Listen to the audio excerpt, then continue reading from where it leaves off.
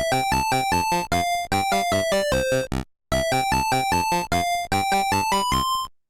everyone, welcome back to another episode of the Retro Gamers Podcast, episode number 346. Larry here. And Anthony here. And what is going on, sir? Too much. I see that. Way too much going on. And behind you is getting smaller and smaller. It is getting so well, I'm compressing everything. Now I basically just have Mario up there. You do it. He's got like a toolbox in front of him. Yeah, well, no, that's the NES. No, I know, but it looks like a toolbox. Yeah, well, Mario is fixing a few things. Oh, Mario's nice. fixing a few things around the apartment. Actually, no. Full disclosure for everybody who's watching or listening is I am actually in the process of moving again. Again. This is an annual tradition. Hopefully the final time. Hopefully the final time. Yes, hopefully the final time. But yes, I am moving. Larry and I tried our best to record as much as we could when we lived close to each other, and quite honestly, we didn't do such a great job. Fell apart so bad, and we had every intention to. We truly did. Just things just got in the way.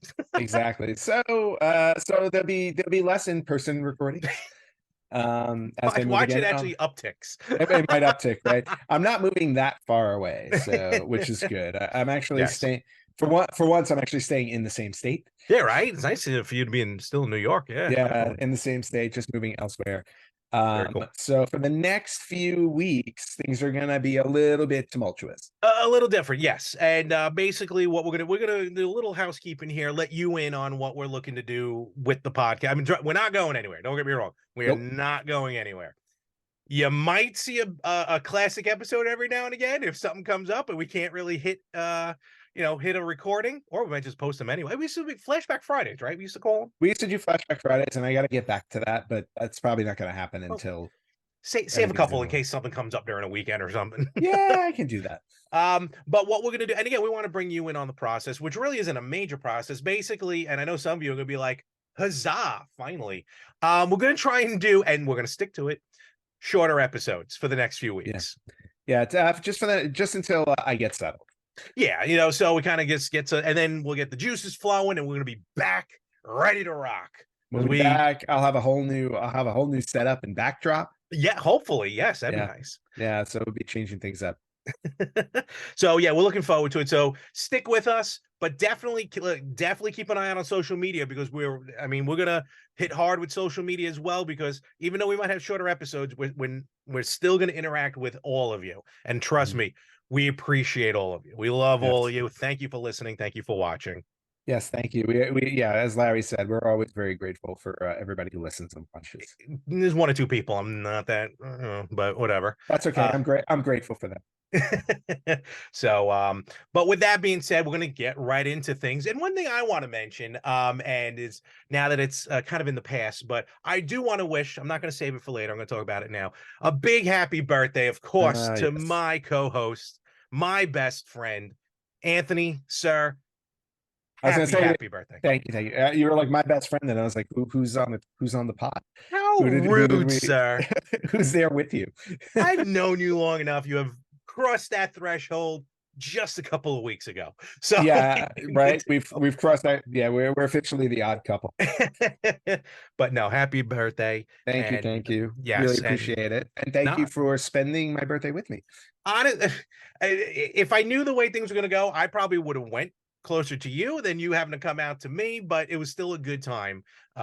We hit up the arcade, actually, which was your first time being at the arcade at the Smith Haven Mall in Yes, it was, and it was, you know what, it was a lot of fun. I loved the Halloween theming. Oh, it was great, which, by the way, this is our Halloween episode. Yes, it is. It is. Spooky, scary skeletons. Yeah, spooky, scary. The only thing scary going on this week is you have to look at the two of us. That's every week, so it doesn't really matter. Every week is Halloween on this show. But no, I liked how they Game On had themed out the arcade for Halloween.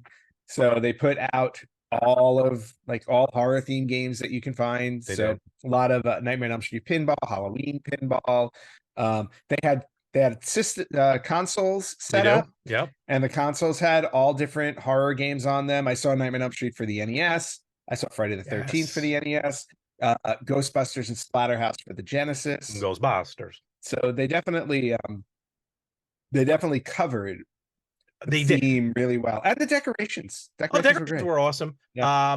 What about the play choice? The play choice 10s Yeah, they were all Halloween themed, yeah. horror themed, if you will, which They is were really all horror themed, which is really nice. It was just amazing to see that you could play Castlevania 2 on an arcade. I don't know why it's such a waste of space. Hey, you know what? It played really well actually on it. It was odd playing with the joystick. Right? It is a little weird. Yeah, it was weird, but all in all, like it was a lot of fun. So kudos to Game On. Very well done arcade.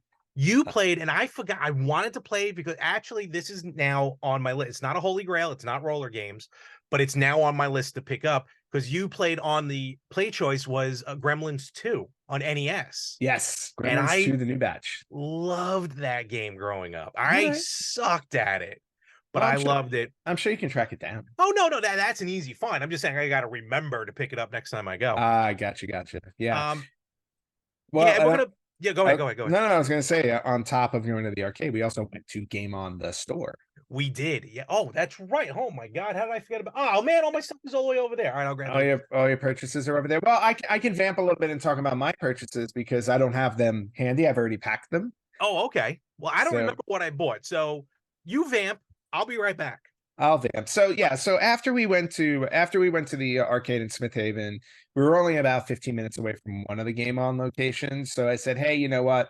After we have lunch, let's swing over there. So Larry, our friend Jack, who was on our episode last week or the week before, can't remember. And I went to Game On, and as you can see, Larry is looking in the bag at what he purchased, and we had a little bit of fun over there. We talked to was it Jay? We talked to Jay. Yep. Really cool guy. Talked games with him, and then I guess I stuck mostly to an N64 theme. So did I, for the most part, actually. Because it wasn't too long ago. I don't know if it was last week or the week before. I think it was last week when we talked about the analog. Mm-hmm. Yes, that's why. That's exactly why. So I was in an N64 kind of mood. So I decided to fill in my wrestling games on the N64. I picked up WWF Warzone, WWF Attitude, and then also, because we mentioned it last week, one of the games I wanted on the N64 that I used to own, and I guess I traded it back at some point, but I picked up F-Zero X, which is a great game. Absolutely great game. Which was really cool. And then there was a fourth N64 game that I got that I cannot remember. But I bought 4. I bought Attitude, Warzone, and do you remember? Nagano Olympics. Oh, Nagano Winter Olympics 98, because I used to own that, and I had a thing for playing the Winter Olympic games. I hated all of them, all the way back to the Atari. Always loved the Winter. Are you kidding me? I used to play the Winter Olympics on my Commodore 64. I loved it, by Epyx, EPYX. Yes, I still remember they were good. They were good. And then the last game that I bought just for fun was actually something Larry brought up on the podcast last week, talking about the N64, but I got it on Dreamcast. I got South Park Chef's Love Shack. Oh, you did pick that up there? Yeah, I did buy it. I thought you put it back. Oh, okay, cool. No, I bought it. Added it to my collection. Awesome. Yeah, so those were my purchases at Game On. Those were my birthday gifts to me. They were, yes, absolutely. So. And shockingly enough, I only picked up 2 things at Game On. So this was Jay had to check my temperature, wondering if I had a fever or not, because I only picked up 2 things when we were there. Yeah, that was surprising. And I do want to mention, contrary to what we were told last week, because I made a grave error, as I normally do. What else is new? Warzone clearly did come out on the N64, because I was like, no, it didn't. And I know these things, because I'm a genius. I'm not a genius. So no. So thank you, definitely not. Unfun Gamer, for again correcting me. I love it when he corrects you. So the 2 things I picked up, one again was N64 related, and in me collecting a lot of the games that I just love from back in the day, WrestleMania 2000 as well. Very nice. Now I got that, so I am almost good to go with the wrestling games I'm looking for. Mhm. And then this I've been eyeing the last couple times I went to the Smithtown game on because that's where we were at. It's a game Yeah. for the Sega CD called Microcosm. Oh, yes. I have that game. Yeah, which I find funny because it just seems like such an odd random game to pick up. Don't get me wrong, I'm Yeah. sure it plays amazing. It's like Inner Space, like that The movie. next generation of CD-ROM entertainment. Yeah, yeah. Good old Sega So, CD. I'm actually I haven't played it yet, so I'm gonna definitely check that out. All right. Very cool. That's all I picked up from Game On. Um, to go back, because now when I go back to Game On, I'm on a Mhm. search because in the arcade, and there was another game that we played that we kind of like we fell in love with the game. And of course, I'm talking about Guitar Hero. Yes. Yeah, Guitar Hero Oh my 2, God. I think to be Specifically, we specific. played two, yes. Yeah, specifically we played 2. Yeah, I forgot how much I loved that game. Oh my God. It was so good. And the week before I went to the Riverhead location Mhm. with Felix, Flexo Production. And he was trying to play Guitar Hero. What we didn't realize what for him it was on the lefty flip. Oh, Because he had trouble. even I was like, why the colors out of order? That don't make sense. I Mhm. forgot You can because I flip need them. the lefty flip. Yeah. Because I was born a lefty, as we all are, until you commit your first sin. So, Mm. so he was trying to pick, he wasn't really getting it. And I guess because it was lefty, I got it, and I mean, I didn't miss well, I missed beats, but I picked it right. Muscle memory was there. Yeah. So we went and played, and we played together. And again, the muscle memory just coming back to now. I have to find I don't know if I still have my guitar. Do you still have your guitar? Well, I don't have my Guitar Hero guitar, but I Okay. still have my Rock Band 4 set, Okay, that works. and I still have my original Rock Band 1 guitar. Okay, So, excellent. but that's for but that was for my Xbox. I didn't have it on PlayStation 2. Okay, I only had it on Xbox. Oh, Yeah, Guitar see, Hero I got on Xbox. I bought Guitar Hero on PlayStation 2 when it first came out, and Really?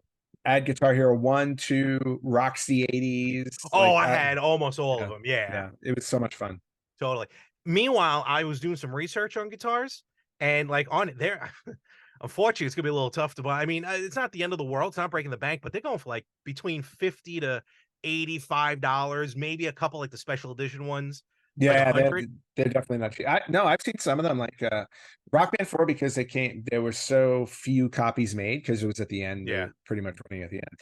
Like I think the Rock Band 4 guitar is like at least $200. Oh, I didn't see that. Wow. Yeah, Well, I've seen pricey I was also looking specifically at for Guitar Hero. Guitar Hero. Yeah, Yes. because I did like the design and the feel of that guitar. I Yeah, had a of Rock Band. course. Did I have a Rock Band guitar? I might have had a Rock Band guitar as well. Mhm. Yeah, So and they weren't always compatible depending on the versions. you're right. Yeah. Correct. So yeah, this is a game definitely that good thing I still have the 360 because I know I still have the games because they were Yep. useless to try and sell back. So we'll Yes. see what happens. I'm gonna try and check through my closet, see if I still have the guitar. If not, there's always rumors. Hyperkin's been rumoring about maybe putting out guitars, but that's a long way down the road, Well, unfortunately. time will tell. Yes, but definitely, I'm gonna get my hands on a guitar sooner rather than later. Very cool. And then the final thing I want to mention real fast is, and I talked about this I think once before, but it finally showed up because I forgot I ordered it. Tetris Uh wine. you got the Tetris Look at wine. this thing. And yes, Wow. it is numbered. Where'd it go? Out of 100, 43, like my age. Ah, very Oh, nice. I feel that's special. But what also came with it, which I probably knew, but I forgot, a certificate of authenticity signed Ah, very nice. by Alex himself. Oh, very nice. Yes, Say his last name. Petrikov. Okay, there you go. Sure. Petrikov. Anyway, I know I'm mispronouncing that. So very cool. I like this. Very That's cool awesome. collection. I Are probably won't you drink it, I was but gonna say, are you going to drink it? That was I gonna don't. be I my mean, question. look, if it's a rough day and I got nothing else to drink, I might have to pop it open. But for You now, you have your puppers. I do. Oh my God, I do. I already have one down, three to go, and Nice. it's good. All right, that's good. And the new season of Shorzy just dropped, so I now have a further reason to drink it. Ah, there you go. Great show. All right, so that's basically what we had there. And yeah, if you're on the Long Island area and you're in Riverhead or Lake Grove, check out the arcades over there at Game On. Yep. They are awesome. We're gonna jump right in now. Like I said, we're trying to keep this short, folks. All right, so we're gonna see what we can do. And Here. it's very hard for us to do that. It is because we both like to talk. Yeah, I you like more to than me talk. though. Yeah. Yes, I like to talk. Yeah. You No, think I'm bad? I do my fair share. You do, but if you think I'm bad, go listen to the better half. That's called vamping. I can't get him to stop. We are going to. We're not going to stop this segment, but we're going to move this segment For a little while, yeah. for a little while. So we are going to talk game of the week. Yes. And after this, it's going to be moved to our social media platforms. In fact, and where can they find our social media platforms? You guys can find them on Facebook.com/RetroGamersPodcast, on Instagram at RetroGamersPodcast, on Twitter at RetroGamersPod. You can listen to us wherever you listen to podcasts. You can watch us on YouTube at RetroGamersPod, or you can email us at email@theretrogamers.com. Yeah, so it's going to be like more of interaction there. So check it out in the weeks to come. But this week was Donkey Kong on the Game Boy. It was. And this is the first week, I will admit, pull back the curtain a little bit.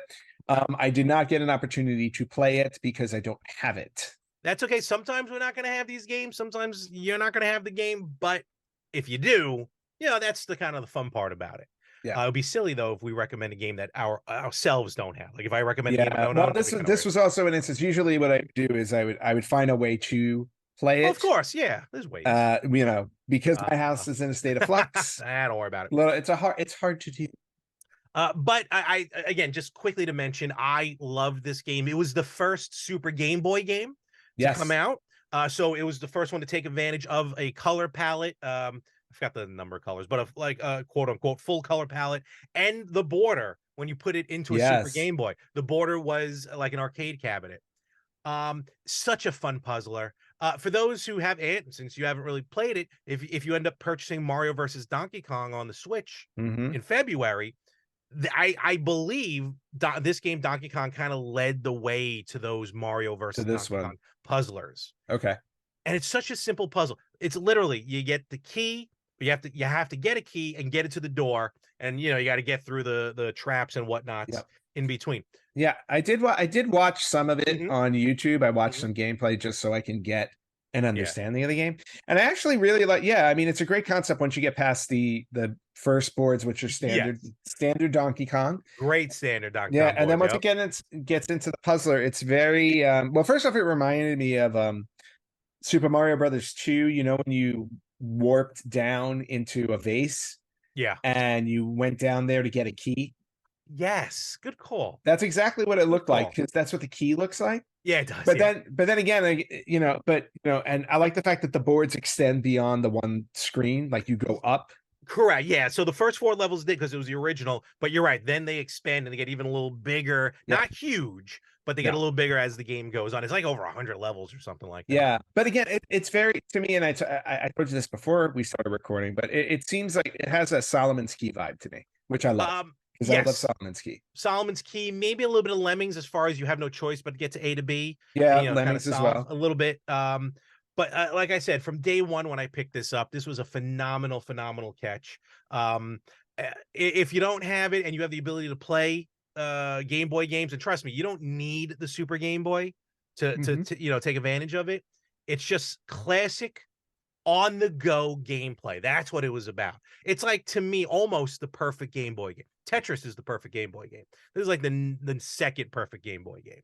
All right, I'll take your word for. What? Because I gotta say, Link's Awakening was pretty perfect to me.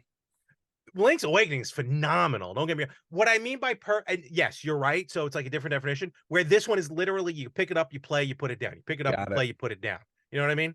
Yeah. That's what I meant by that. Okay, fair. Yeah. So never any sequels. I mean, again, maybe Mario versus Donkey Kong, you can kind of consider a sequel. But nevertheless, like I said, if you get a chance, definitely check it out because it is definitely a phenomenal game. So and just a fair enough. I will. I'll definitely check it out. It's on my list. Like I'm gonna again, once I'm settled, I get to play catch up then. And then just sit down and play all these games. We have the holidays coming up, so there'll be time to do this. We do have the holidays coming up, and I can't wait. Including Halloween, which is today. Yeah, we get through that one. Yeah, that's true. We are dropping on Halloween. Oh, yeah, I told you that. I know you did, but I forgot we are on Halloween. We are actually on Halloween, so and unfortunately, we're not giving out any candy through the podcast. So. No candy, mostly because we ate it all. What? Oh yes, I have a giant bag of M&Ms. that I'm slowly going through. I have That no candy in my I house. should not have bought. I have no candy, but I don't know then why, again, but I never give out candy. well, maybe I'll give out candy in my new place. I'm definitely not giving out candy here. But I never really buy candy specifically around Halloween because it's my birthday, so I usually just get cake. This is true. And cake trumps candy. Does it? Okay, fair enough. Absolutely, cake trumps Fair candy. enough. Very I'll easy. take it. Yes. So, all right, very cool. And like I said, moving forward, we're going to put the game in, like, we're not going to announce one right now. We'll post it on social media. So be on the lookout wherever we are. Yes. And with that, and again, we're just going to truck right through. Let's get into some retro birthdays and I think maybe some news. Yeah, we got some retro birthdays and retro news. Actually, the retro birthdays are kind of, I want to call these almost all of them heavy hitters. Ooh, okay. For this week. I've got 6 of them lined Whoa. up here. Okay. And also some heavy PC ones. Really? All right. We which don't was normally really- dive into PC. So we let's don't dive do it. into PC, Yeah. but 2 of them obviously are 2 of them are very familiar. One of them is extremely familiar to me because I just played it a couple years ago, actually. Oh, okay. But we'll start with 2003. Okay. It is the 20th retro birthday of the game that started a franchise that is going to this day. And it was the PC Windows release of the very first Call of Duty. Really? Call of Duty is 20 years old. Wow. Yeah.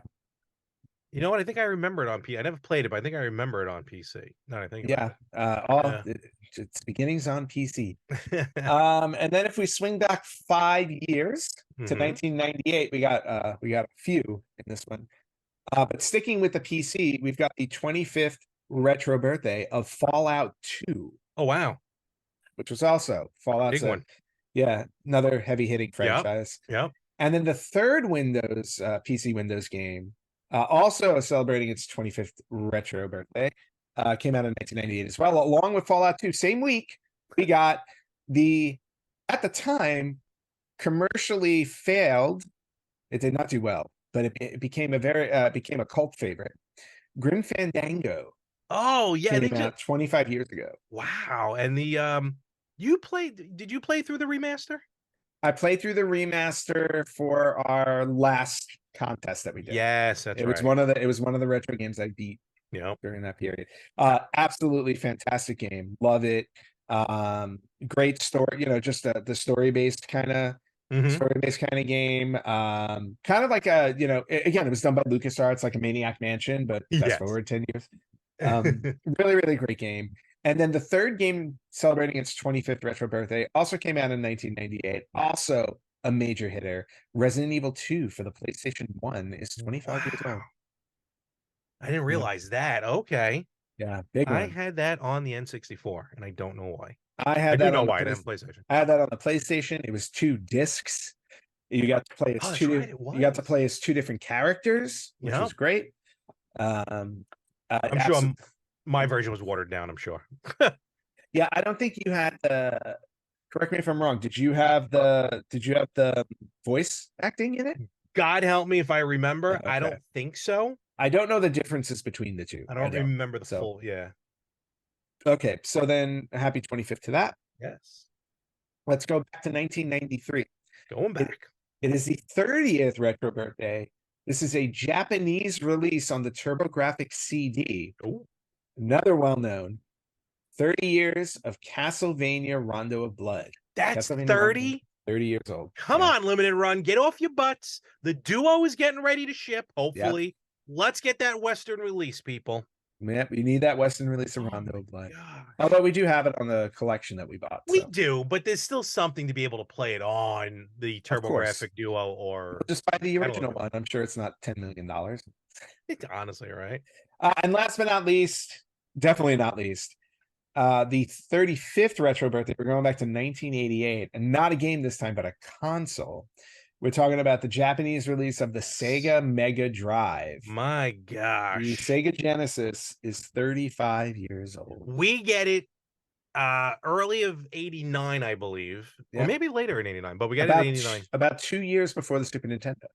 Yeah, no, it did come out first, which I think I always forget.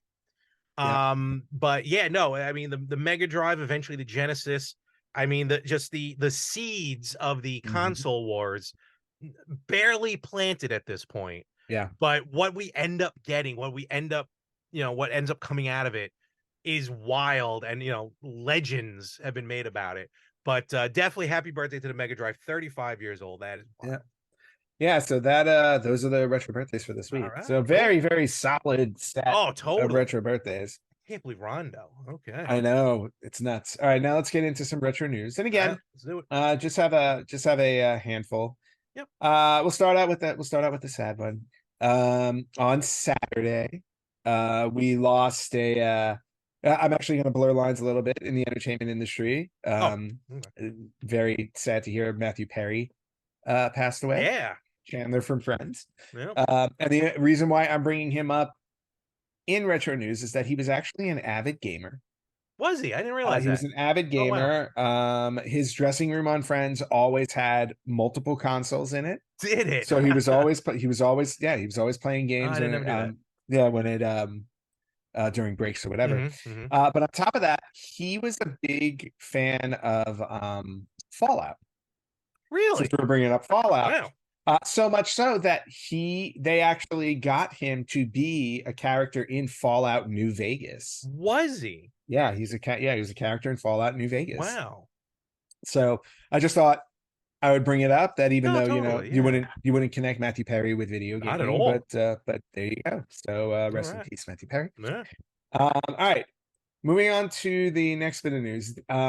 We talked about this one a little while, like months and months ago when it was first announced. We used to love talking about the Sharp X 68,000 on the show, right? All the time. Yes. And then it was announced that there was a mini coming out called the Zwiecki X68000Z. Right?